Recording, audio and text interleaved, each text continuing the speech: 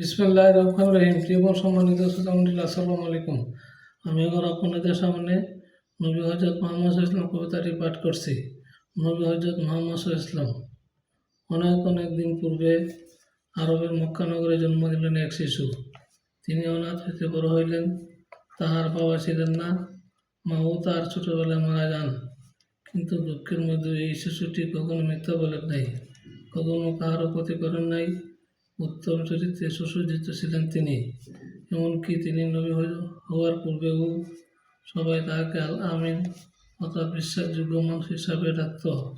এই শিশু হইতেছেন আমাদের প্রিয় নবী হযরত মুহাম্মদ সাল্লাল্লাহু আলাইহি ওয়াসাল্লাম। তিনি আল্লাহর পাঠানো শেষ রাসূল।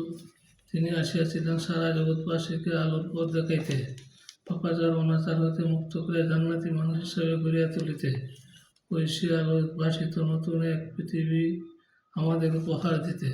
তিনি শিখিয়াছেন আল্লাহ এক, শুধু তাহার ইবাদত করিতে হইবে, সত্য কথা বলিতে হইবে, মানুষের সাথে উত্তম আচরণ করিতে হইবে,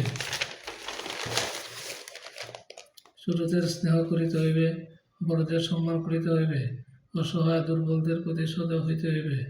আমরা যদি সত্যি রাসূল ইসলামকে ভালোবাসি, তবে শুধু মুখে বললেই হইবে না, আমাদের নিয়মিত নামাজ পড়িতে হইবে, সকল মানুষের সাথে ভালো ব্যবহার করিতে হইবে, প্রতিবেশী আত্মীয় অভাবগ্রস্ত মানুষের বিপদে আপদে পাশে থাকিতে হইবে, কাহারও ক্ষতি করা যাইবে না, বরং সাধ্যমতো মানুষের উপকার করিতে হইবে।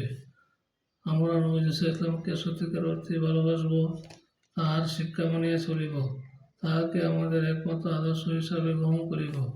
আমাদের জন্য তাহার রাখিয়া যাওয়া দুটি মূল্যবান সম্পদ, মহাগ্রন্থ আল কোরআন এবং তাহার সুন্নাহ মানিয়া চলার চেষ্টা করিয়া নবীজির প্রিয়জন আর মহান রবের প্রিয় বান্দা হিসাবে গড়িয়া উঠিব।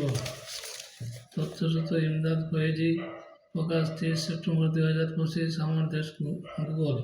প্রিয় এবং সম্মানিত শ্রোতামণ্ডলী, পরিশেষে আমি আপনাদেরকে আবারও সালাম জানিয়ে আমি আমার কবিতা পাঠ এখানে শেষ করছি। আসসালামু আলাইকুম রহমতুল্লাহি ওয়া বারাকাতুহু।